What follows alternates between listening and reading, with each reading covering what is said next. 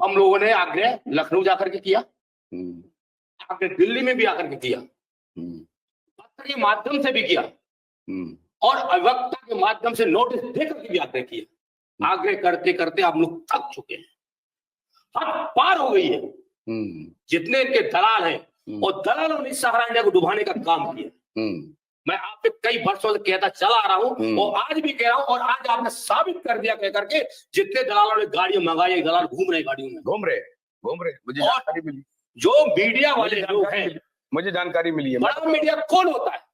बड़ा मीडिया वो होता है जो पीड़ा को उठा करके समाज में दिखाने की कोशिश करता है, उसको बड़ा मीडिया मैं मानता हूँ। बड़ा मीडिया चैनल पर चलने से बड़ा मीडिया नहीं होता है। गरीबों की आवाज उठाता नहीं, वो बड़ा मीडिया नहीं होता है। आज कोई कहीं बलात्कार होता है, सारे मीडिया दिखाते हैं उसको। आज पूरे हिंदुस्तान में 4000 से लोगों ने ज्यादा आत्महत्याएं कर ली। कई महिलाओं की मांग सूनी हो गई। क्या सरकार मौन है? राज्य की सरकार मौन है, केंद्र सरकार भी मौन है और उसमें सुप्रीम कोर्ट भी मौन है। आज सहारा प्रबंधन के लोग पलटी करते चले जा रहे हैं। आज भी पेपर को बदला जा रहा है। वो कौन बदल रहा है? वो सहारा के दलाल बदल रहे हैं। 22 मार्च 2023 के बाद बेल लगा हुआ है, उसके बाद भी अल्टा पलटी हो रही है। ये कौन लोग कर रहे हैं? सहारा के दलाल कर रहे हैं, अपनी कोठियां बना रहे हैं। मैं इस मंच के माध्यम से आप सचेत करना चाहता हूं, जितने लोग आप लोग दलाली कर ली, आपकी बचेगी नहीं। ईंट से ईंट बजा दूंगा तो दलाली करने वालों को समय वक्त बताएगा क्या होता है। दलाली करना बंद कर दो और गरीबों की जनता की आवाज को सुनिएगा और उसका निराकरण करिएगा। चाहे उनके बेटे हो, चाहे उनकी पत्नी हो, सलाहकार हो, उसे जाकर के बोलेगा कि गरीब जनता का पैसा है, इसका रास्ता निकाले और इसका भुगतान का अतिशीघ्र करने की कोशिश करें। खटियार साहब, ये दलालों ने डुबोया, कौन बोलेंगे? खटियार साहब आप बोलेंगे? आप सर आप बोलेंगे? अच्छा हाँ खटियार साहब। ट्यूब चैनल माननीय आशुतोष जी, इस चैनल में आज उपस्थित हमारे सभी साथी और इस लाइव को जो भी डायरेक्ट इनडायरेक्ट या आने वाले समय में जो भी देखेंगे, उन सभी को मेरे को ट्यूब चैनल की तरफ से बहुत बहुत बधाइयाँ, शुभकामनाएं। और देखें इस आज सबसे बड़ी बात यह है पाठक जी, हम लोग 3-4 दिनों से दिल्ली में सुप्रीम कोर्ट में सहारा के कुछ अधिकारियों के बारे में कुछ जानकारी हासिल करने के हिसाब से हम लोग दिल्ली आए हुए हैं। हम लोग सुप्रीम कोर्ट में तो PIL रीट या अपना IA लगाने के लिए आए थे। साथ में हम लोगों का एक गुप्त प्लान ये भी है कि हम यहाँ के जो सहारा के हमारे बड़े बड़े अधिकारी हैं, जो सहारा श्री के परिवार या उनके बहुत नजदीकी डायरेक्टर लोग, उनकी भी एक खुफिया जानकारी लेना, कौन कहाँ रह रहा है, कैसे घूम रहे हैं, उनके परिवार क्या कर रहा है। हम लोग निश्चित तौर पर अगर हमारे सहारा के निवेशकों का भुगतान, हम लोगों का भुगतान अगर नहीं मिलता है, आने वाले समय में हम उन लोगों के यहाँ पे भी धरना प्रदर्शन करके और उन लोगों को भी उसी तरह से परेशान करेंगे जिस तरह से हम लोग परेशान हैं। आशुतोष जी, एक बहुत बड़ी बात मैं आपको बताता हूँ। मैं लगभग 30-35 सालों से सहारा से जुड़ा हूँ। सहारा में मैंने आज तक जो भी पैसा कमाया, एक एक पाई का पैसा मैंने कहीं और ना निवेश करके पूरा का पूरा पैसा मैंने सहारा इंडिया में निवेश किया। निवेश करते आज मैंने जब मेरे बच्चों की पढ़ाई लिखाई पूरी हुई, उनकी शादी ब्याह के काम आया, कवर समय आया, आज जब मैं सहारा इंडिया के से भुगतान लेने के लिए गया तो मुझे भुगतान नहीं मिला। मैंने उस भुगतान के लिए बहुत पापड़ बेले, पुलिस थाने में गया, बड़े बड़े अधिकारियों के पास, चाहे EOW हो, मंत्री मिनिस्टर हो, सहारा के छोटे से बड़े अधिकारी हो, यानी कि लखनऊ तक सब जगह पे लेटर पत्री, चिट्ठी पत्री लिखी, लेकिन किसी ने कोई सपोर्ट नहीं किया, पता नहीं क्यों। मैं 29 अप्रैल 2021 को मैंने अपनी बेटी की शादी का तय किया।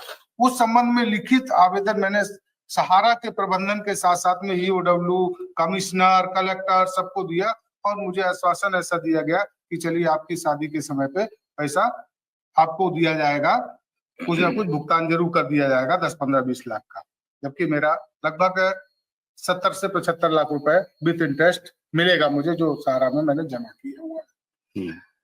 मैंने 29 तारीख तय किया और मुझे पैसा मिलने का जो डेट दिया गया था वो 10 अप्रैल दिया गया था, 29 अप्रैल की शादी।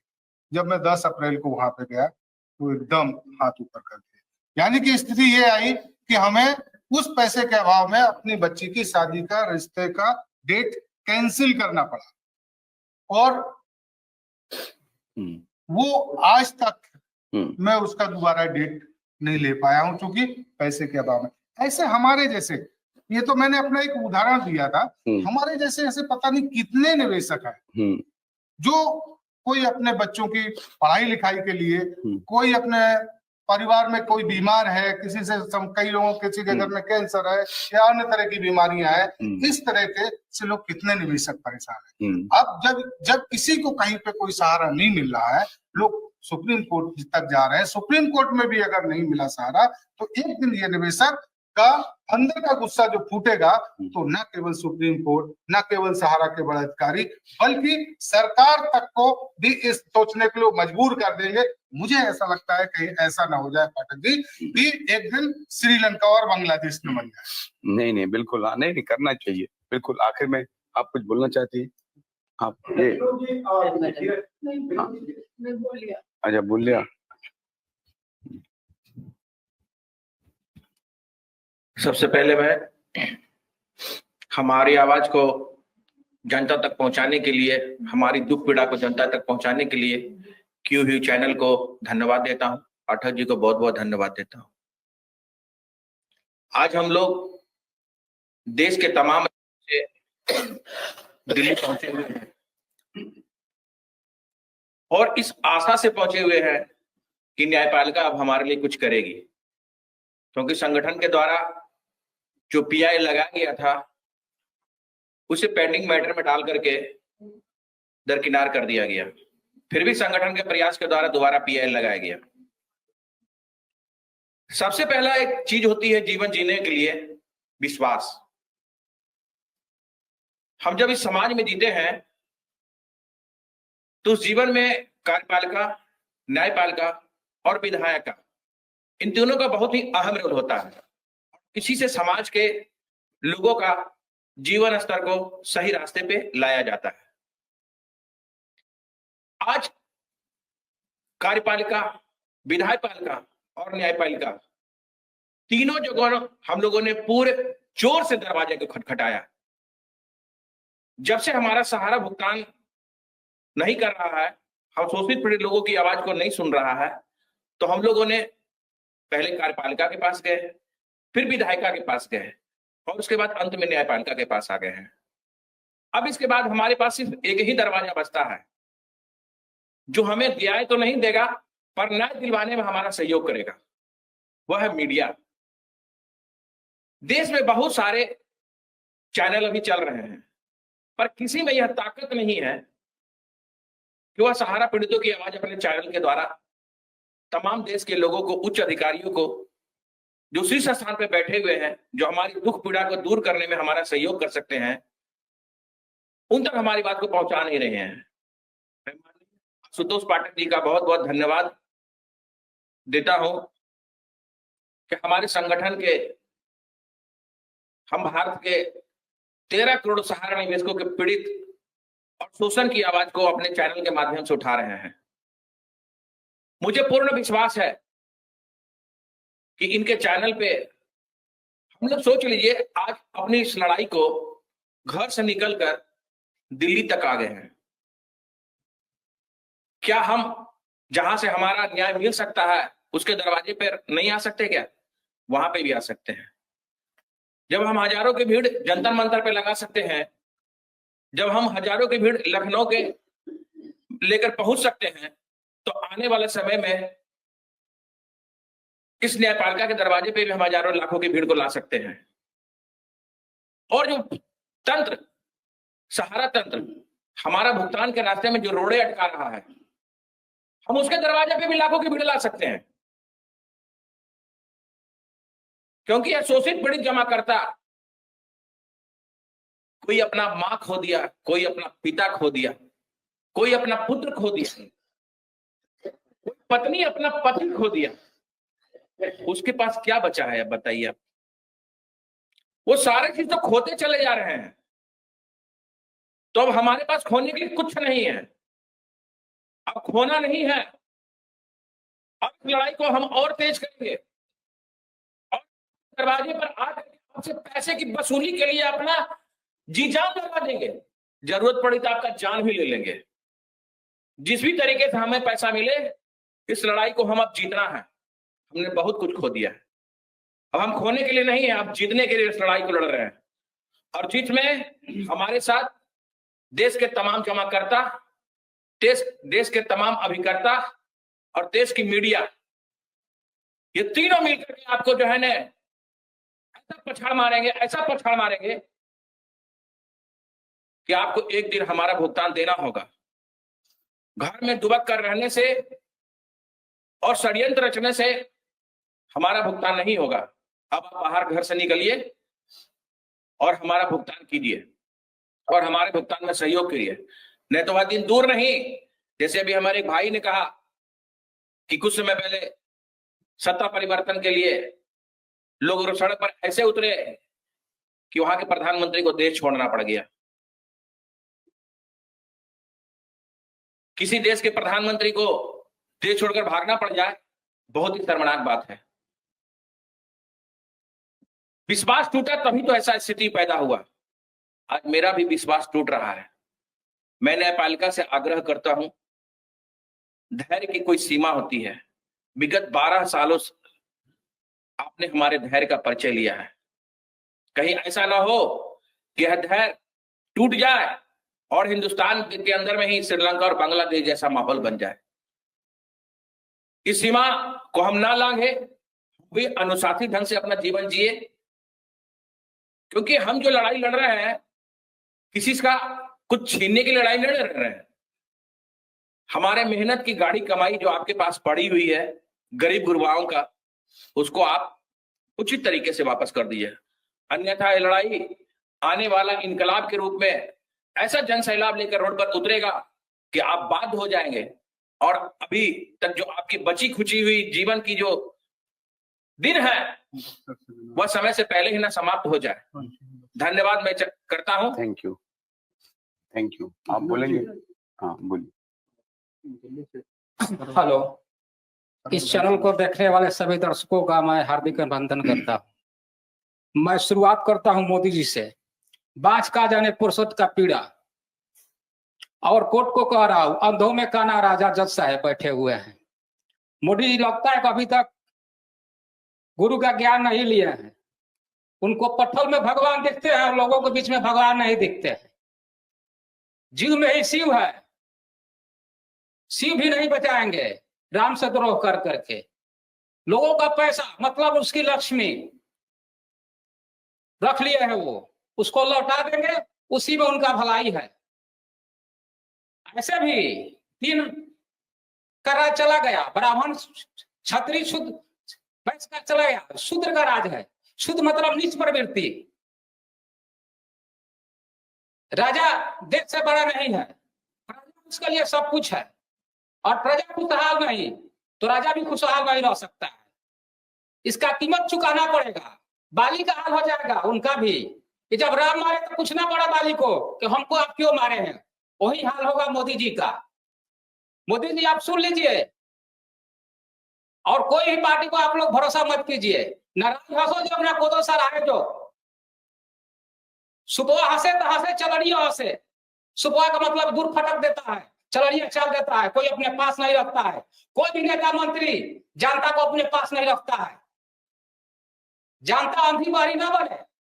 बाढ़ आता है तो सब कुछ डूब जाता है, लेकिन जब बाढ़ जाता है तो सब पानी चला जाता है और धन का 3 गति होता है। सब लोग सुन ले, सब जितने भी ज्ञानी अपने आप को मानते हैं। पहला चीज उसका भोग करो, बचता है तो दान करो, जितना भोग करना है कर लो। तीसरा गति है प्रतिष्ठा, अटल यूनिवर्सल ट्रूथ है, उसका नाश होना ही होना है। इसलिए धन का संचय मत करिए। जितने भी नेता जो भी है उसको पब्लिक में वितरण कर दीजिए, इसी में सबकी भलाई है। ये वार्निंग नहीं है मेरी, ये सच्चाई है, समय का सच्चाई है, और समय को ना कोई रोक पाया है न रोकेगा। Time and tide, wait for no man, वो आएगा और सबको डुबा देगा तूफान की तरह। इसलिए सब लोग को सतर्क करते हैं हम यहाँ से, इस स्टूडियो के माध्यम से, कि आप सही मार्ग पर आ जाइए। ये सेना खड़ी है, आपके दरवाजे पर दस्तक दे रही है, सरकार के दरवाजे पर, कि आप सबका पैसा ईमानदारी से लिए हैं। ऑनेस्टी द बेस्ट पॉलिसी, ईमानदारी ही सबसे बड़ी नीति है। उस नीति के तहत आइए, वरना तो कोई बचा नहीं पाएगा। हम बोल चुके हैं कि जो राम का द्रोही, उसे सिंह भी नहीं बचा सकते हैं। इसलिए आप सबका पैसा लौटा दीजिए, और जनता में भगवान को देखिए। अपने भलाई चाहते हैं तो इन्हीं सब बातों के साथ थैंक यू। विराम देते हैं। और कोई बोलना चाहेंगे?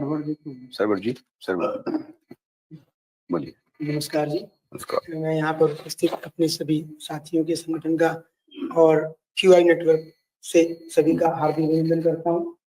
और मेरा ये कहना है कि लगभग 1 साल हो गया, हम लोग 1 साल से परेशान हैं। इसी सर्दियों में पिछले साल हम सभी लोग थे, हमारे अध्यक्ष जी भी थे, चतुर्वेदी सर भी थे। हमने 31 दिसंबर को कड़कती ठंड में, हम अपने उसमें भी विपक्ष में थे, आज भी विपक्ष में है, राहुल गांधी से मिलने गए थे, लेकिन किसी ने भी हमारी आवाज नहीं सुनी। ना तो पक्ष ही सुन रहा है और ना विपक्ष ही सुन रहा है। तो अब लास्ट में, अंत में, न्यायपालिका के पास जाने का कोई विकल्प नहीं बचा, और मीडिया तो बिल्कुल नहीं सुन रही है। जैसा कि हमारे QI नेटवर्क के आशुतोष पाठक जी ने कहा कि वो वॉइसलेस की लोगों की वॉइस बने। सही बात है, मीडिया का एक काम होता है कि वॉइसलेस की वॉइस बने, लेकिन कोई भी मीडिया हमारा साथ नहीं दे रहा है। दूसरी बात यह कि जब सारे दरवाजे बंद हो गए तो हमें लगा कि हम न्यायपालिका से ही कुछ पा सकते हैं। वो मुझे अभी भी वो दिन याद है कि हम अपने कार्यालय में बैठ के PIL की पर्चियां काट रहे थे, मैं और मेरे साथी बच्चा मिश्रा जी को। चुनाव का दौरान था, 18 मई को मुझे और उनको दिल्ली पुलिस ने अरेस्ट कर लिया। बड़ा एक सदमा भी लगा, दुख भी हुआ कि ये अपने पैसों के लिए मांग कर रहे हैं, कि दूसरे ही पैसे की मांग नहीं कर रहे, जनता के लिए आवाज उठाने की कोशिश करने में हमारे साथ लोग आए करें, लेकिन उस पर भी प्रशासन ने हमें रोकने की कोशिश करी। तो इससे तो साफ लगता है कि प्रशासन और सहारा प्रबंधन ये कहीं ना कहीं आपस में मिले हुए हैं, और उनको पूरी शय सरकार की तरफ से मिल रही है। और जब मैं छोटा था, पढ़ता था 7वीं 8वीं में, तो मैं जब सामाजिक में पढ़ता था, संविधान कानून, तो बड़ा फक्र होता था अपनी न्यायपालिका को लेकर के, अपने संविधान को लेकर के। लेकिन जैसे जैसे मैं बड़ा होता गया, और अब तो खासकर पिछले 2-3 सालों में बिल्कुल विश्वास टूट गया कि जितने भी संविधान कानून सिर्फ किताबों में पढ़ाए जाते हैं। अगर ऐसा ही करना है तो मैं तो कहूंगा कि सरकार से भी और आने वाले सिस्टम से भी जो शिक्षा प्रणाली है कि बंद कर दो पढ़ाना ही। अगर यही सब करना है तो यही करना रहेगा तो बंद करिए। क्यों आप किताबों के माध्यम से जनता को सब ख्वाब दिखाते हैं, लेकिन हकीकत में ये नहीं है। और जैसा कि अभी मैंने कल ही रात में वीडियो देखी हमारे माननीय चीफ जस्टिस संजीव खन्ना के बारे में, हमारे आशुतोष पाठक 100% सही बोल रहे थे कि इमरजेंसी के टाइम में उनके चाचा जो HR खन्ना जी थे, उन्होंने हिम्मत दिखाई। तो मैं अब एक उम्मीद आखिरी बची है, मैं उनसे गुहार करता हूँ कि देखिए तमाम जनता पीड़ित है, और मैं उनसे हाथ जोड़ के प्रार्थना करता हूँ कि हम लोगों के पक्ष में कुछ फैसला दें। 13 करोड़ लोग पीड़ित है, 13 करोड़ के माध्यम से देश की 40% आबादी पीड़ित है, ये सब परेशान है। मैंने भी सहारा में काम किया, ज्यादा नहीं, लाख-1.25 लाख रुपए जोड़े थे कि मैं अपनी बिटिया को कुछ कोर्स कराऊंगा, पढ़ाई कराऊंगा।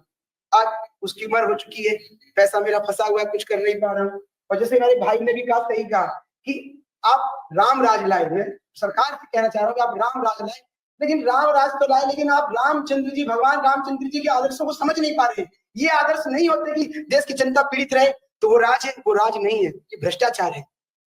और ये सही है कि नर सेवा ही नारायण सेवा होती है। आपको नारायण की सेवा करनी है तो इस गरीब नरों की सेवा करिए, नहीं तो आप वेरी गुड एकदम ध्वस्त हो जाएंगे। बिल्कुल, बहुत। और मैं ये कहना चाहूंगा न्यायपालिका से कि वो हमारी बात को सुने और रखे। अब हम लोग टूट चुके हैं, अब आखिरी ये बची हुई है, और सही बात अगर यही होगा तो लोग नरसंहार पे उतर जाएंगे। हमने ईमानदारी से काम किया। एक व्यक्ति की 2 नैतिक जिम्मेदारी होती है, परिवार के प्रति, एक समाज के प्रति। हमने समाज के प्रति बड़ी ईमानदारी से अपनी जिम्मेदारी को निभाया, जो सारा में काम किया वो भी निभाया। इसमें किसी कार्यकर्ता का या निवेशकर्ता कोई दोष नहीं है, लेकिन जिसका दोष है वो दोष प्रबंधन का और स्वयं सरकार का भी मानता हूं, क्योंकि उसको कार्य करने के लिए लाइसेंस किसने दिया? या वो जमा होता था तो उसकी ऑडिटिंग होती थी, क्या हो रहा है, कहाँ नहीं हो रहा है, क्यों नहीं ध्यान दिया गया। आज दुनिया भर की एजेंसी निकल रही है, हमने फार्म को सही तरीके से भरा, चाहे जो भी गलतियां कर रहा है उसे पकड़ा जाए, उसे दंड दिया जाए, लेकिन जो निर्दोष जनता है, जो पहले से ही परेशान है, उसे तिल तिल करके मरने के लिए ना छोड़े। मैं न्यायपालिका गुजार करता हूँ कि हमारा साथ दे। और इसके साथ साथ मैं अपने जो भी दर्शक हमें देख रहे हैं, खासकर दिल्ली के दर्शक, पूरे देश के दर्शक और दिल्ली के दर्शक, दिल्ली के देखने वालों से, निवेशकर्ताओं से, कार्यकर्ताओं से मैं हाथ जोड़ के भी अनुरोध कर रहा हूं कि अब अंतिम समय आ गया, हमारे साथ जुड़ जाएं, वरना पैसे मिलने की अब कोई आसार बचे नहीं है। खैर एक न्यायपालिका है और आप लोगों का साथ है, वरना आप फिर इस पैसे को भूल जाइएगा और कुछ नहीं। चलिए, बहुत बहुत शुक्रिया आप सबका। 1.25 घंटा हम एक बहुत संक्षिप्त। आशुतोष जी, आज के इस शुभ अवसर पर हम बिना अनुमति के घोषणा कर रहे हैं, जो इसके उत्तरदायित्व लोग हैं वो हमें क्षमा करें। आज के शुभ अवसर पर हम ये घोषणा कर रहे हैं कि विश्व भारती जन सेवा संस्थान और संयुक्त ऑल इंडिया जन आंदोलन संघर्ष न्याय मोर्चा अलग नहीं है और एक है। और हम शुक्ला जी से आह्वान करेंगे कि हाथ उठाकर और हाथ मिलाकर सब लोग एक साथ ये संकल्प लें कि कोई भी संगठन एक नहीं है, एक है, और सारे संगठन मिलकर सरकार की आंख में आंख डालकर अपने भुगतान की लड़ाई को पूरा करेंगे। हाथ उठाइए शुक्ला जी। देखिए संजय जी, धन्यवाद। Thank you. संयुक्त ऑल इंडिया जन आंदोलन संघर्ष न्याय मोर्चा, हम सभी साथी जितने भी विश्व भारती के लोग काम कर रहे हैं देश में, तब भी साथ थे, आज भी साथ हैं और आगे भी साथ रहेंगे। ये ईंट से ईंट बजा देंगे दोनों लोग, लेकिन 13 करोड़ जमाकर्ता का रास्ता निकाल कर रहेंगे। ये बाकी लोग गलत फहमी न बैठाएं, सारा के प्रबंधन लोग समझ जाए। ठीक है, बहुत। हम आपस में दोनों भाई लड़ते जरूर हैं, लेकिन देश के 13 करोड़ के लिए हम लड़ते नहीं है, हम दोनों तो लड़ रहे हैं। दिखाने का कुछ है, करने का हमारा कुछ है। ठीक है, इकट्ठे हैं आप लोग। देखिए, आशुतोष जी का काम ही जोड़ना है और इस काम को जोड़ने के लिए हम लोग हमेशा, हमने तो एक एक कड़ी, कभी सहारा के प्रबंधन तंत्र के साथ सहारा के एजेंट काम कर रहे थे और उनको समझ नहीं पा रहे थे, हम लोगों ने जोड़ने का ही काम किया। जोड़ते जोड़ते पूरे हिंदुस्तान के लोगों को एक मंच पे लाने का काम किया है। और ठीक है, हमारे तमाम साथी और भी हैं, तमाम और संगठन हैं, सिर्फ विश्व भारती नहीं है। हम तो देश भर के और भी संगठनों से निवेदन करते हैं कि हम सभी लोगों को एक मंचों पे आना चाहिए। हमारी लड़ाई व्यक्तिगत कहीं नहीं हो सकती, हमारे व्यक्तिगत कोई है भी नहीं। हम सहारा के पीड़ितों की लड़ाई लड़ रहे हैं, उनको न्याय दिलाने की लड़ाई चल रही है। अगर हमारी कुछ व्यक्तिगत महत्वाकांक्षा भी है तो एक समय अपनी खूंटी पे बांध के रख देना चाहिए। और समाज के हित के लिए अगर हमने 2 कदम आगे बढ़ाए हैं तो हमको एक निष्पक्षता के साथ, हमको कभी समाज में ये संदेश देने की जरूरत नहीं होनी चाहिए कि हम व्यक्तिगत लड़ रहे हैं। हम सहारा से लड़ रहे हैं, सरकार से लड़ रहे हैं, कानूनी व्यवस्थाओं के तहत न्याय प्रणाली से अपना पक्ष रखने गए हैं। हाँ, मौका अगर कहीं गाहे बेगाहे कोई किसी की तरफ से आता भी है तो दूसरे पक्ष को अपनी धैर्यता कायम रखनी चाहिए, तभी उसके लिए 2 कदम आगे सकारात्मक बढ़ के चलना आसान हो जाए। बहुत बढ़िया अभय जी, आप दोनों विश्व भारती सेवा संस्थान और संपूर्ण जन आंदोलन मोर्चा, संयुक्त जन आंदोलन मोर्चा, सब लोग इकट्ठे हैं। आप सभी मिल करके इस लड़ाई को आगे बढ़ाएंगे, हमको पूरा उम्मीद है, और आप लोग जीतेंगे। थोड़ा हौसला रखिए, है ना। इस रास्ते में क्या है, मंजिल भी मिलेगा और चलने का मजा भी आएगा। बहुत बहुत शुक्रिया, नमस्कार, थैंक यू। सुप्रीम कोर्ट, हमारे देश के निवेशक लोग हमसे बार बार फोन करके कहते सुप्रीम कोर्ट जाइए। हम सुप्रीम कोर्ट गए, जनहित याचिका दायर किया और हमारी चीफ जस्टिस महोदय ने हमारी आवाज को सुना। 45 मिनट तक हमारे अधिवक्ता जी ने बात रखा देश के निवेशकों की, और पेंडिंग मैटर में जाने के लिए उन्होंने हम लोगों से कहा। पेंडिंग मैटर में भी हम लोग सुप्रीम कोर्ट गए हैं। अभी माननीय पाठक जी ने अभी कहा कि भरोसा कोर्ट से भी उठ रहा है, ये 101% सत्य पाठक जी बात कह रहे हैं। और हम देश के निवेशक से भी अपील करते हैं, अब आर या पार, या मरो या जिंदा रहो। मुझे कोई भरोसा नहीं है, आपको होगा, मुझे भरोसा नहीं है, कोर्ट से कोई भरोसा नहीं। देखिए, संयुक्त ऑल इंडिया जन आंदोलन संघर्ष न्याय मोर्चा जब से स्थापना की तब से एक ही बात कहता चला रहा है और आज भी निरंतर कह रहा है, और उसका यही कहता था कि देखिए, मुझे कोर्ट पर भरोसा नहीं है, मुझे जनता अदालत पर भरोसा है, आंदोलन पर भरोसा है। 14 मार्च 2023 को जो भोपाल विधानसभा में घेराव किया उसका असर सरकार पर पड़ा, लेकिन ना के बराबर। पोर्टल तो आया, लेकिन पोर्टल से भुगतान होना चाहिए, वो भुगतान आज की डेट में 5,000 करोड़ रुपए नहीं बटा, और उन्होंने देश के निवेशकों के लिए 2025 की डेट 31 दिसंबर दे दिया। वो टालने का भारत सरकार काम कर रही है, और जितने राजनेता लोग हैं उन पे भी भरोसा निवेशकों का नहीं है। अभी आपने कहा झारखंड झांकी है, बाकी अभी बिहार और आपका दिल्ली और उत्तर प्रदेश है। ज्यादा संख्या के जो लोग उत्तर प्रदेश के भी लोग हैं, अन्य राज्यों के भी लोग हैं, हम सारे कल सभी राज्यों के लोग इकट्ठे हुए हैं और रूपरेखा बना करके तैयारी की है, और आगे आने वाले भविष्य में आप लोगों का हम संगठन के साथ में दिखेगा हम लोग क्या करने जा रहे हैं, और पूरी ताकत के साथ हम भुगतान दिलाने के लिए, चाहे हमको रोड पे उतरना पड़े और चाहे हमें अपनी आत्महत्या क्यों नहीं करनी पड़े, रोड पर जाकर के भुगतान लेकर के रहेंगे, अगला कर्म करना। नहीं, आत्महत्या करने की जरूरत नहीं है। शासन तभी ये सुनेगा, शासन तभी ये सुनेगा कि रोडों पर या तो हमको स्वेच्छा से आत्महत्या कर दीजिएगा, अन्यथा तो हम आपको रोड पे, पुलिस प्रशासन मारेगी तो भी मरूंगा मैं, पुलिस प्रशासन मारेगी तो भी मरूंगा, जनता मारेगी तो भी मरूंगा, क्योंकि वहां जाकर के जनता कहती है ना कि पैसा कैसे मिलेगा, पैसा कैसे मिलेगा। आप जाइए कोर्ट, हम कोर्ट भी गए और कोर्ट हमारी सुनने को तैयार नहीं है, और भारत सरकार सुनने को तैयार नहीं है। माननीय सहकारिता मंत्री अमित शाह जी झारखंड में कहते नजर आए पाई का भुगतान नहीं, सरकार बनी क्या हुआ। विपक्ष के लोग कहते नजर आए कि भाजपा के घर में घुस करके पैसा दिलाएंगे, वो कहाँ चले गए।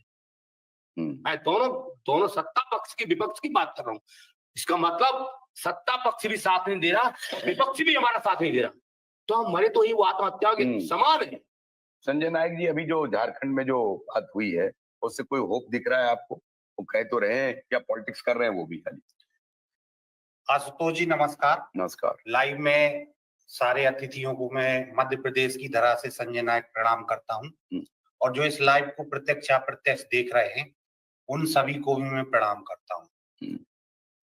आशुतोष जी, झारखंड में हमारे संगठनों ने बहुत मेहनत की, और सरकार चूंकि हमारी बात को सुन नहीं रही थी, हमारी बात को वजन नहीं दे रही थी, हमने ये उनको करके दिखाया कि देखिए झारखंड में अगर निवेशक हैं और पूरे हिंदुस्तान में निवेशक हैं, तो हम झारखंड की सरकार से के विरोध में, भारतीय जनता पार्टी के विरोध में हमने वहां पे मतदान कराया लोगों को, और ये बताया सेंट्रल गवर्नमेंट को कि देखिए अगर आप हमारी पीड़ा और आवाज नहीं सुनेंगे तो अभी हमने झारखंड में करके दिखाया है, अभी और राज्य उसमें भी हम करके दिखाएंगे। और अमित शाह जी, नरेंद्र मोदी जी, आप होश में आइए, इन पीड़ित निवेशकों के लिए 13 करोड़ निवेशक हैं सहारा इंडिया के, और अगर उनके परिवार के सदस्यों को जोड़ा जाए तो 65 करोड़ लोग प्रभावित हैं, और 12 लाख कार्यकर्ता आज दर दर भटक रहे हैं, बेरोजगार हो गए। ये गूंगी बहरी सरकार, अमित शाह, नरेंद्र मोदी, इनके चेहरे पे सिकन भी नहीं है कि 10,000 लोगों ने आत्महत्या कर ली है, पैसा जमा है। नहीं तो प्रियंका गांधी को भी सिकन नहीं है। मैं आ रहा हूँ, वहीं पे आ रहा हूँ। राहुल गांधी, प्रियंका गांधी, नहीं कर रहा है। सोनिया गांधी जी से कई बार संगठन के लोगों ने, निवेशकों ने प्रयास किया मिलने का, लेकिन उनने भी कोई तवज्जो नहीं दी। वो आज उसका तवज्जो इसलिए नहीं दी, उन्होंने बर्बाद किया आपको। आज सबसे पहले उन्होंने बर्बाद। आज उसका परिणाम है, आशुतोष जी मैं वहीं आ रहा हूँ, आज उसका परिणाम है कि बोट ट्रैक से जो नीचे उतरे हैं, तो आज तक 2014 के बाद आज तक सेंट्रल में ट्रैक पे नहीं आ पाए। और अगर सहारा निवेशकों की आवाज नहीं उठाएंगे, वो नहीं संसद में उठाएंगे, नहीं प्रयास करेंगे, तो वो जीवन में ट्रैक पे नहीं आ पाएंगे। इसलिए हमारे इस मंच के माध्यम से सभी दलों को खुली चुनौती है कि अगर सहारा पीड़ितों की आपने आवाज नहीं उठाई बुलंदी के साथ, और उनके लिए कोई ठोस परिणाम भुगतान संबंधी नहीं आए, तो आप देख लेना इस देश में इतना बड़ा जन आंदोलन होगा, इतना बड़ा जन आंदोलन होगा कि ये सारी पार्टियों को ये जनता सड़क पे लाके खड़ा कर देगी। और यहाँ पे अभी जो तानाशाही लोगों का राज है, जनता का राज होगा एक दिन, क्योंकि निवेशक अब ज्यादा दिन बर्दाश्त नहीं कर पाएंगे, निवेशक अब ज्यादा दिन इंतजार नहीं कर पाएंगे। वो सड़कों पे आक्रोशित विद्रोही आंदोलन करके इस गूंगी बेहदी सरकार को जवाब दे रहे हैं, और अगर विपक्ष ने भी साथ नहीं दिया तो उसको भी जवाब देंगे। कटियार साहब बोलिए, या आप मैडम बोलेंगे? आप बोलिए, बोलिए। ये दोनों जो पॉलिटिकल पार्टी है, दोनों तरफ से, विपक्ष और सत्ता, दोनों पर भरोसा है क्या आपको? ये बोलिए। आज क्यूवाइब के प्लेटफॉर्म पर आए हमारे सभी साथियों को वंदन अभिनंदन, और खासकर हमारे जो आशुतोष सर जी है, उनका खास करके मैं उनका वंदन अभिनंदन कर रही हूँ कि शुरू से ये हमारे साथ में रहे हैं। मैं भरोसा करती हूँ कि आगे भी ये हमारे साथ देंगे। और रही सरकार की बात, तो ना हमारे लिए कुछ बीजेपी सरकार ने कुछ कर रही है और ना ही हमें कांग्रेस पर भरोसा है। अगर निवेशकों का पैसा दिलाना होता तो आज हम लोगों की पैसा कब का मिल जाते हैं। आज सरकार अगर चाहेगी तो आज शाम को ही पैसा मिल जाए हम निवेशकों को। हम लोग जितने दर्द से गुजर रहे हैं और जो आंदोलन करते आ रहे हैं, तो इससे हम लोगों को तो पैसा मिला नहीं, लेकिन ये ना सोचे कि हम लोग बच जाएंगे। हम लोग वो जन आंदोलन करेंगे कि आंदोलन के साथ साथ में आप लोगों को ये बददुआ भी लगेगी। जितने हमारे हजारों हजार हमारे भाई बहन गुजर गए, जिनके बच्चे बिखर गए, जिन बहनों के मांग के सिंदूर बिखर गए, जिन माँ का बेटा छिन गया, उन सब की भरपाई कौन करेगा? करना तो होगा, आपको निवेशकों का भुगतान करना होगा, नहीं तो परिणाम बुरा होगा। आपने स्लो पॉइजन दे करके सारे निवेशकों की हत्या कर रहे हैं। इस पाप के भागीदार आप जरूर बनेंगे। हम लोग का बार बार में निवेदन हम लोग कर रहे हैं, अगर आप लोग के कान तक जू नहीं रोक रहे हैं तो ये विकराल रूप, ये आंदोलन विकराल रूप धारण करके आप लोग क्षतिग्रस्त हो जाएंगे। और पैसा आपको, आपके पास जितनी संपत्ति है उसे बेचिए और हमारे निवेशकों को पैसा दीजिए। हमारे बच्चे अभी तक शादी नहीं कर पाए पैसे के अभाव में। हम लोग इतनी मेहनत करके पैसा रखे, इतनी ईमानदारी से पैसा रखे, इतने भरोसा करके पैसा रखे, ये भरोसा आप लोगों ने तोड़ दिया। तो फिर से कायम कीजिए और लोगों को जीने का मौका दीजिए, अन्यथा की भी गद्दी छीनी जाएगी, आप भी उसी रोड पे आएंगे। ये और ये नहीं बेकार होंगे, आपको बद्दुआ लगेगी। अन्यथा अगर आप चाह रहे हैं तो आज से और अभी से भी अपनी सोच को बदल डालिए और हम लोगों के भुगतान के लिए गहराई में जाइए कि कैसे निवेशकों को भुगतान करें। भुगतान तो देना पड़ेगा, ना आत्महत्या हम लोग करने वाले नहीं है, भुगतान लेकर ही रहेंगे। ये होना चाहिए, ये सही बात कह रहे हैं। तो करेंगे, लड़ेंगे क्या? कमजोर थोड़ी है। तो आशुतोष सर, हाँ नमस्कार।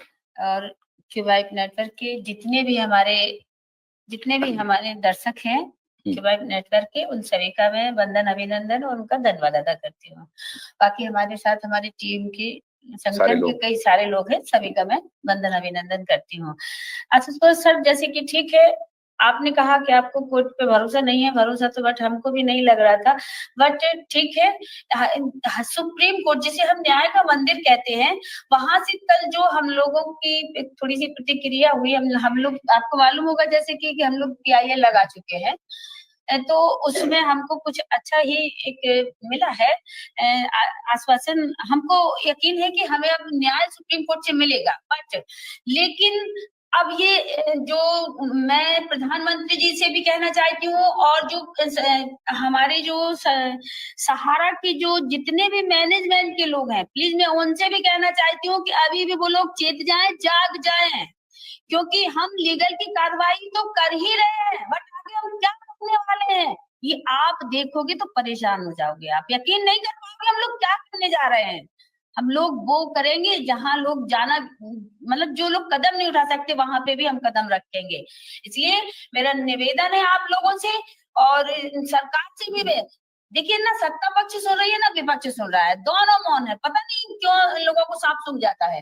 विपक्ष को भी बोलना नहीं इसमें अरे आगे नहीं आ अदालत रहा पर है। मुझे इसलिए मैं कह रहा हूँ कि मैं जस्टिस संजीव खन्ना को जी मैं बहुत इज्जत करता हूँ और जस्टिस संजीव खन्ना के पूरे खानदान को इज्जत करता हूँ। जी जी जी उनके चाचा हंसराज खन्ना थे जी जी जी और इमरजेंसी का वक्त था जी और इमरजेंसी के समय में एक कौन है भाई, हाँ, इमरजेंसी के वक्त में जी एक जो जज थे जी 5 बेंच में, वो थे इनके चाचा, जस्टिस संजीव खन्ना के चाचा, जी जी जिन्होंने कहा था कि आपको मालूम होगा इमरजेंसी में क्या हुआ, right to get the justice seize कर लिया गया। जी मतलब आपको न्याय पाने का अधिकार नहीं है, आप अदालत भी नहीं जा सकते हैं। और आप ही के मध्य प्रदेश में हुआ ये घटना। जी जी जबलपुर में एक डिस्ट्रिक्ट मजिस्ट्रेट गए थे कोर्ट में, तो जबलपुर कोर्ट हाई कोर्ट ने कहा हाँ आपको न्याय पाने का अधिकार है, तो उसको सुप्रीम कोर्ट में कर दिया। इन्हें न्याय पाने का अधिकार, जब इमरजेंसी लगी हुई है तो न्याय किस चीज का? जो मैं कहूंगा वो कानून है, इमरजेंसी में जो सरकार कहेगी वो कानून है, किसी को न्याय पाने का अधिकार नहीं है। इतना क्रुएल्टी हुआ है इस देश में। जिस कांग्रेस की बात आप कर रहे हैं, समझ गए कि नहीं? उस कांग्रेस पार्टी को अगर आप लोग कहते हैं मैं तो पत्रकार हूं, उसके बाद भी मैं बोल रहा हूं, इस देश की क्रुएलिटी क्या पराकाष्ठा कर दिया कांग्रेस पार्टी ने। कहा कि आपको जस्टिस पाने का अधिकार नहीं है, आप अदालत अप्रोच नहीं कर सकते हैं, ये काम किया कांग्रेस पार्टी ने। और जब ये फिर मामला सुप्रीम कोर्ट आया तो ये जो जस्टिस थे अभी चंद्रचूड़ साहब, इनके पिताजी थे, ये सरकार के समर्थन में फैसला देने वाले थे इनके पिताजी, जिसको इन्होंने ही अपने दूसरे जजमेंट में, अपने फादर के जजमेंट को इन्होंने रिवर्ट किया, जो बड़ी लार्जर कॉन्स्टिट्यूशनल बेंच बैठी। तो उसमें ये जो संजीव खन्ना है अभी के, इनके जो चाचा थे, ये अकेले जज थे जिन्होंने कहा कि नहीं आपको न्याय पाने का अधिकार है। और उसका परिणाम क्या हुआ? वो सीनियर मोस्ट जज थे, इंदिरा गांधी ने उनको चीफ जस्टिस नहीं बनने दिया। सुप्रीम कोर्ट के सीनियर मोस्ट जज जो सरकार के खिलाफ जाकर के जो फैसला दिया कि नहीं ये आपको न्याय पाने का अधिकार है, मौलिक अधिकार है आपको न्याय पाने का, आप आ सकते हैं हमारे दरवाजे पर अगर आपके साथ अन्याय हो रहा है। इंदिरा गांधी ने उस जज को सुप्रीम कोर्ट का जज बनने नहीं दिया, चीफ जस्टिस बनने नहीं दिया। जी जी समझ गए कि नहीं? जी वो थे जस्टिस खन्ना, उनके ये भतीजे हैं, उन पर तो हमको भरोसा है, जी सर, थोड़ा बहुत भरोसा है, जी जी वरना हमको सुप्रीम कोर्ट पर कोई भरोसा नहीं।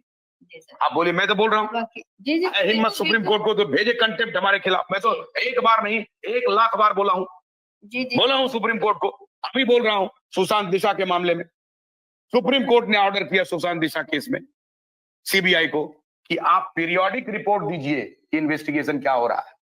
दिशा सुशांत के मामले में सुशांत केस की इंक्वायरी चल रही है, सीबीआई कर रही है। सुप्रीम कोर्ट ने कहा 5 साल हो गया, सब चुप है। हिम्मत सुप्रीम कोर्ट को कंटेम्प्ट ऑफ कोर्ट नोटिस भेजने का, राइट भेजे, मैं जवाब देता हूं नहीं भेजेंगे। उनको मालूम है कि ये पत्रकार हमारी बखिया उधेड़ देगा अगर सुप्रीम कोर्ट के परिसर में आया तो पूछेगा कि कहाँ है आपका वो स्टेटस रिपोर्ट, कहाँ है, पूछेगा, क्या जवाब देंगे? इसलिए ये नोटिस नहीं भेज सकते, इसलिए हमको भरोसा नहीं है। मैं क्यों कह रहा हूं? मैं इसलिए कह रहा हूं कि जब पीआईएल लगी इनको सुनना चाहिए था, 45 मिनट सुन करके पेंडिंग केस के साथ क्यों जाना चाहिए था? पीआईएल लगी थी, कहती हाँ भाई ये तो बहुत पीड़ित आदमी है, इमीडिएटली 10 करोड़ पीड़ित लोग हैं, उसके करोड़ों निवेशक उनके साथ हैं, परिवार के। ये होना चाहिए सुप्रीम कोर्ट को, और सुप्रीम कोर्ट को कहना चाहिए कि ये अर्जेंट पीआईएल की हियरिंग होनी चाहिए, अर्जेंट हियरिंग होनी चाहिए। मैं इसलिए सुप्रीम कोर्ट पर भरोसा नहीं करता हूं। आशुतोष सर क्षमा चाहेंगे। बोलिए। देखिए, देश की महत्वपूर्ण कार्यपालिका और विधायिका और न्यायपालिका, इन तीनों पे हिंदुस्तान का भविष्य टिका है।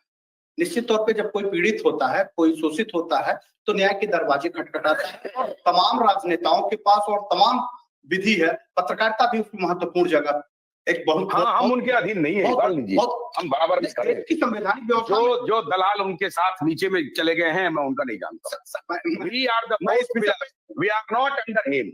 We are fourth pillar. We are parallel to him. Judiciary, executive, media. मैं उस मीडिया को रिप्रेजेंट करता हूँ। इसलिए मैं कहता हूं कि we are not under judiciary, नहीं देश we are parallel to them. देश की संवैधानिक व्यवस्था में सारे लोग न्याय की प्रणाली के बीच में ही आते हैं। ठीक है, पत्रकारिता अपनी अलग जगह। नहीं, पत्रकारिता न्याय के लिए पत्रकारिता और पत्रकार अगर कोई कानून की अवहेलना करेगा तो न्याय के घेरे में आता है, ये मैं कह रहा हूँ, लॉ ऑफ द लैंड। लेकिन हम जहां हम उनके अधीन है ऐसा नहीं, जहां पे खड़े हैं, जहां पे बात कर रहे हैं और जिस विषय पे बात कर रहे हैं, हमको ये महसूस है कि सुप्रीम कोर्ट के दरवाजे खटखटाने के बाद हमको न्याय मिला। हम ये कतई मानने से इनकार नहीं करते हैं कि जिस सुप्रीम कोर्ट को एक शब्द में लिख देना हो कि केस इज द डिसमिस। कैसे लिख देंगे डिसमिस? ये उनका बपोती नहीं है। अब यही तो मैं बोल रहा हूँ, डरते होंगे, मैं नहीं डरता हूँ।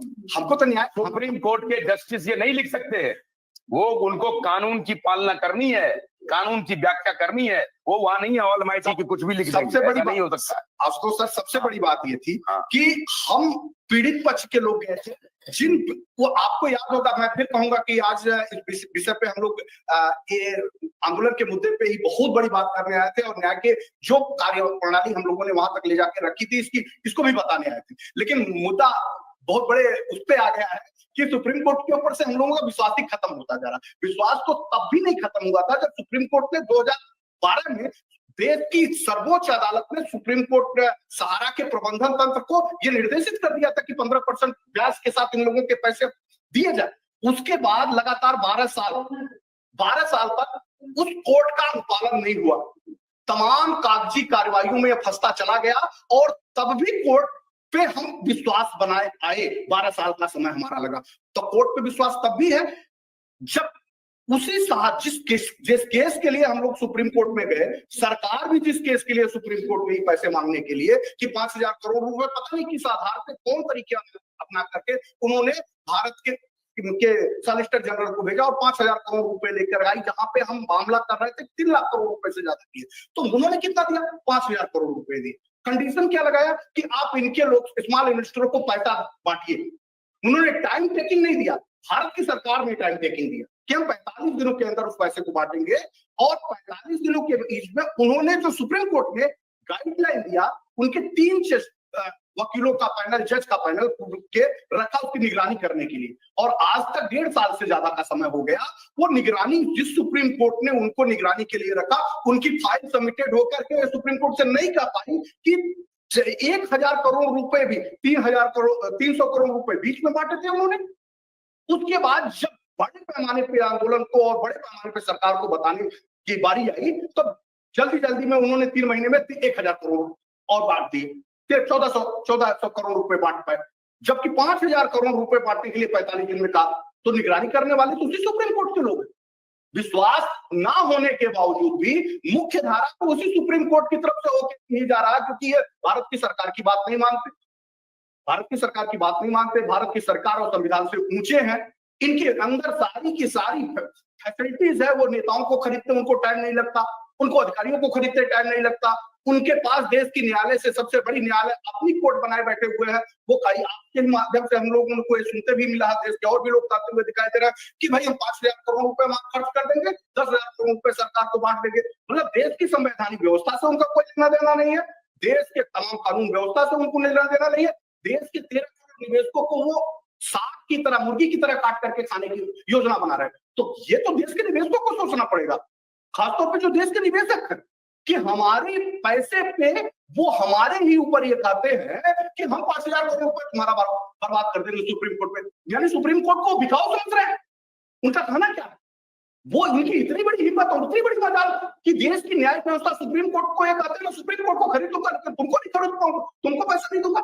ये उनको ये दर्शाता है कि देश की सरकारों को भी इस पे गंभीर होना पड़ेगा। इसी तरह तो कोई अपराधी आएगा, कोई भी उद्योगपति आएगा, देश के लोगों को लूट कर चले जाएगा और कहेगा कि मैं सुप्रीम कोर्ट को खरीद दूंगा, मैं सरकारों को खरीद दूंगा। तो ना सरकारों का वजूद रह जाएगा, ना देश की सुप्रीम कोर्ट की वजूद रह पाएगी। अगर ये चैनल माननीय न्यायालय की तरफ भी जाता हो तो जरा एक बार गंभीर मंथन करके देखिए कि आपके बारे में कहा क्या जा रहा है।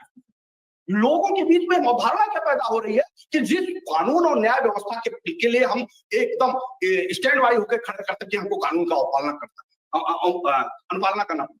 जो आधार साधारण आदमी, गरीब आदमी सड़कों पे चलता है तो पुलिस रोक लेता है, उसको आधार कार्ड, उसको ड्राइविंग लाइसेंस और तमाम चीजें। भाई एक एग्जाम्पल देता हूँ, अभिषेक मनु सिंघवी के सीट के नीचे 50,000 रुपया पकड़ाया। कहाँ पकड़ाया? स्टेशन पर नहीं पकड़ाया, बस स्टॉप पे नहीं पकड़ाया, सिनेमा हॉल में नहीं पकड़ाया, भारत के संसद में पकड़ाया, भारत के संसद।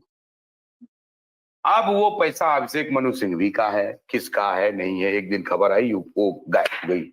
सुना उसके बाद क्या कोई खबर? क्या? अरे सर मैं फिर बताइए 50 लाख किस संसद की बात? उस संसद में किस वही तो मैं कह रहा हूँ, किस संसद की बात कर रहा है सर? हाँ। 80% लोग अपराधी, भ्रष्टाचारी, बलात्कारी, तमाम तरीके के जघन्य अपराधों से होने के बावजूद भी संसद का प्रतिनिधित्व कर रहे हैं। संसद की बात कर रहे हैं। ये आपको लिए आज खबर होनी चाहिए। अरे आप शुक्र मनाइए कि वहां कोई संसद भवन के सामने किसी महिला का बलात्कार, ऐसी परिस्थितियां लोग वाले हैं, वो वहां पे खड़े होकर कुछ नहीं कर सकते। आज ये कर रहे हैं तो 50,000 रुपए, तो 50 लाख रुपए दिखाई दे रहे हैं, तो क्या दिखाई दे रहे हैं?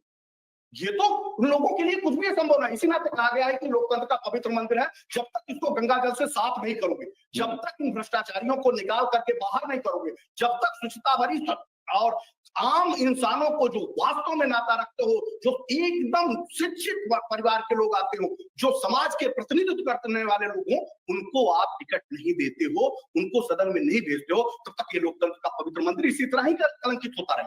इसी तरह वो उनकी बात तो करिए मत, लेकिन न्याय के दरवाजे को हम मानते हैं। हम दूसरी जगह वहां भी मानते हैं कि हमारे जब सारे रास्ते बंद होते हैं, तो आपने कहा मैं सुप्रीम कोर्ट को नहीं मानता, ये कहने का साथ एक पत्रकार ही कर सकता है। एक पत्रकार ही कर सकता है। पत्रकारिता क्षेत्र में अपनी आप की साख प्रतिष्ठा बना के रखने वाला व्यक्ति ही कह सकता है, जिसने देश और समाज के लिए जिया हो। ये पत्रकार ही कह सकता है कि हम सुप्रीम कोर्ट के इस कानून और इस फैसले का एकदम खुल के विरोध करते हैं। बाकी सारे लोग तो कहते हैं मैं सुप्रीम कोर्ट का फैसला आ गया, मैं उनको न्याय संगत मानता हूँ, मैं उनके बीच में कोई टिप्पणी नहीं कर सकता। है किसी में जो आशुतोष पाटिल जैसे लोग ये कह रहे हैं मैं सुप्रीम कोर्ट के फैसले को नहीं मानता और सुप्रीम कोर्ट गलत है कोई किसी की हिम्मत नहीं है। इसी नाते तो सब जब चारों तरफ से हारते हैं तो पत्रकारों के पास चले जाते हैं। और जो पत्रकार है जो देश की सेवा के लिए बना है, वास्तव में उसके तन के कपड़े देखिएगा, मैंने रूरल साइड में देखा। हम ये नहीं कहते हैं बड़े बड़े कोठियों और बंगलों में रहने वाले सिंडिकेट टाइप के लोगों की बात नहीं करते, लेकिन जो वास्तव में पत्रकार है ना, जो क्षेत्रीय पत्रकार है ना, जो ग्राउंड लेवल पर स्वतंत्र पत्रकारिता करता है ना, तो उसके कपड़े उतार दीजिए, उसके बनियान में 1000 छेद होंगे, उनको पारिश्रमिक तक नहीं मिलता।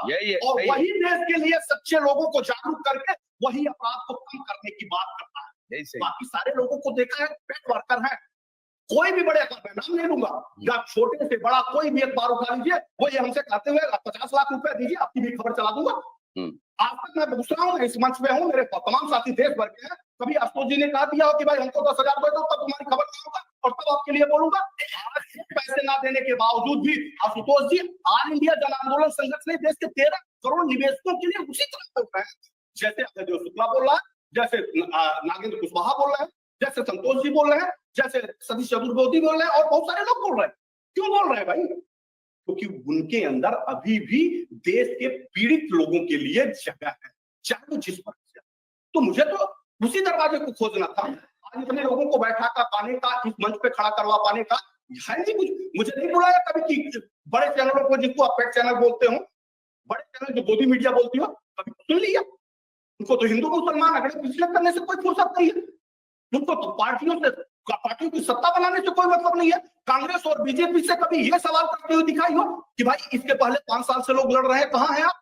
पाई की भुगतान देने के बाद झारखंड की बात करते तो नजर आते हैं, लेकिन उस झारखंड की सरकार को, उसी सरकार को उसके 5 साल पहले यह घेरते नजर नहीं आता कि तुम्हारी राज्य की गवर्नमेंट तब भी थी और वहीं के लोग आत्महत्या कर चुके थे, और उनकी जमीनों को, उनके ऑफिसों को बंद करके उनके अधिकारियों को चीज क्यों नहीं कर दिया?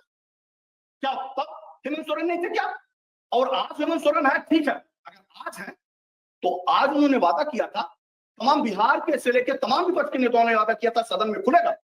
आज सदन समाप्त होने की स्थिति में है।